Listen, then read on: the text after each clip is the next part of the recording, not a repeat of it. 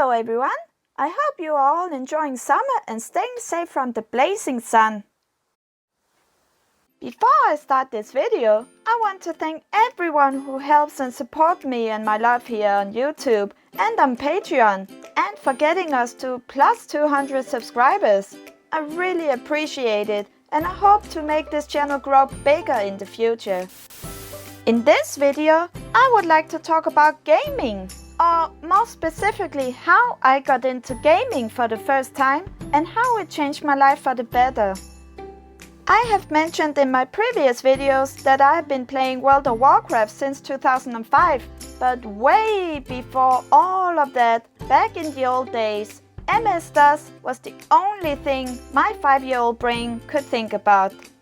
Apathy was my entire world growing up, and being brought up in an either messed up environment and a dangerous part of town, or on the countryside far away from any town with no friends since we had to move a lot of times, it meant that gaming was my sanctuary where I could escape for a time and immerse myself into a different universe. I remember how strong I felt when I played the games and how proud I was when I easily defeated the games or found little Easter eggs or glitches I could use for my advantages. So after school, I would close the door to our office room and I could sit quietly and play for a while until my parents came home from work. To this day, I still enjoy playing the good old MS-DOS games, even though I gotta admit they are way harder to play than I remember. But the nostalgia really makes up for it, and it will always have a special spot in my gaming heart. Years later, I was still playing MS-DOS games, but this was also the time where I developed my curiosity to other games and more modern games, and my mom got me a Sega console.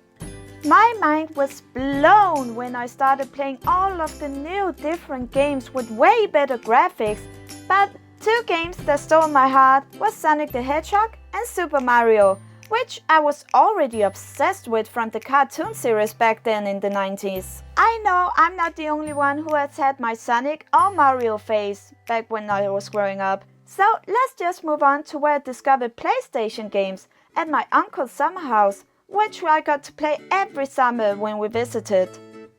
Later though, I started to play some Warcraft 3, which my mom's old friend's son introduced me to back in 2002, which really piqued my interest with the different lore and character designs, and that's where I started to get more interested in Warcraft and try to immerse myself into the whole universe. Back then, I was really obsessed with anything medieval or Vikings or Lord of the Rings or Merlin, and this game gave me everything with these type of genres. But once I completed the game, that was kind of that.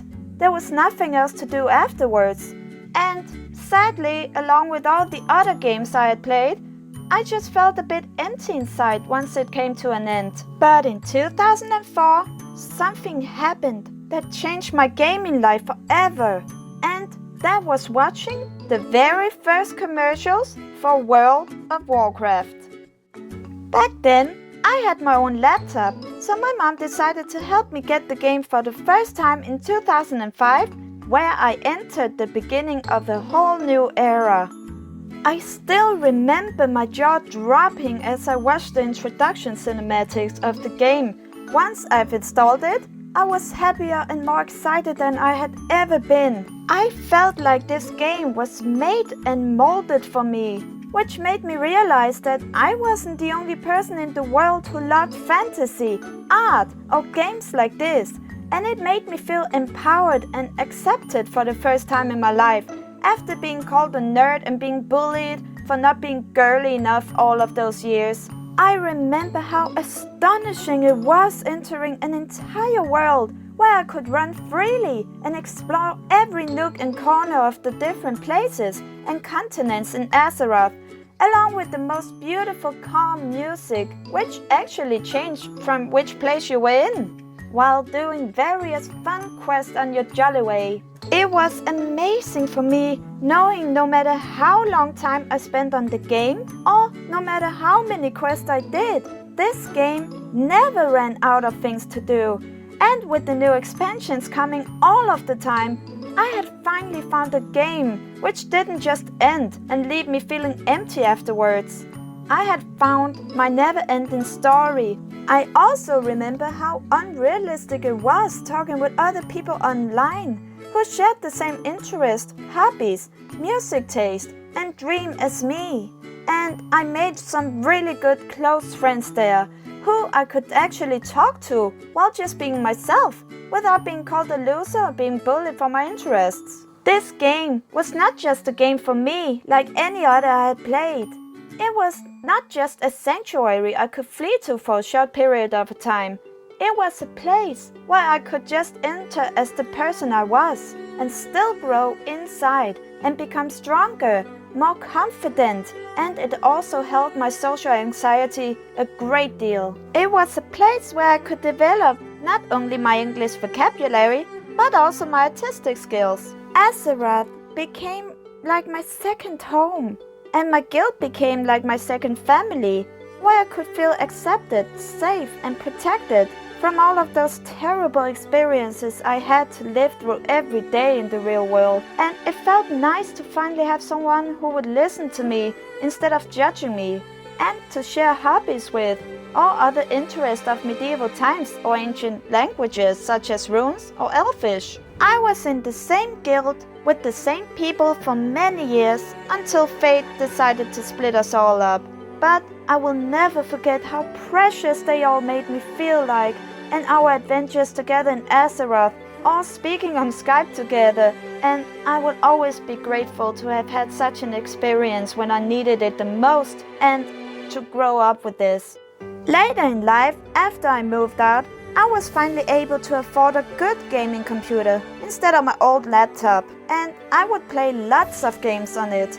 I started watching YouTube and adored PewDiePie and his horror compilations. I would get a lot of ideas for games from him, and I would still also enjoy playing with my friends online, such as Left 4 Dead. And back then it was hilarious and they had many memes. But World of Warcraft didn't feel like a game for me, but more a space where I could unplug from reality and have fun and talk with my friends. And sometimes I would even just sit down and chat without going anywhere in the game for hours, as me and my guildies would sit together under the stars at a cozy campfire in Azeroth, telling each other funny stories or comforting each other on a bad day. It's been 14 years since I started to play World of Warcraft, and you know what? I am still to this day proudly playing it. Since that time, I have made a new, strong, friendly and very caring guild who are also my close friends and most of my friends on Facebook. And if I ever get the chance to get out of Japan to visit my beloved guild, you know I will. All in all, throughout my whole life, I have loved gaming, I still love gaming, and it is a huge part of my life that no one can take away from me or change, whether it's gonna be on a PlayStation, computer, or a phone. If you don't understand how important games are for me, and especially how big an impact World of Warcraft had on me and still do have on me, I hope you do now. Thank you all so much for watching as always, and remember to hit that like and subscribe button, and check out my Patreon to support me. Also, remember to check my links below for more stuff, follow me on Twitter to see news about me, and have a great summer. Also, a quick announcement before I go. I have made a gaming channel, which is still under development, so it's a bit thin right now and it only has one video. But how about heading over to Sunnylucy Plays and click on that subscribe button to see more stuff that I will upload. Thank you again so much for watching, and I will see you in the next video. Bye!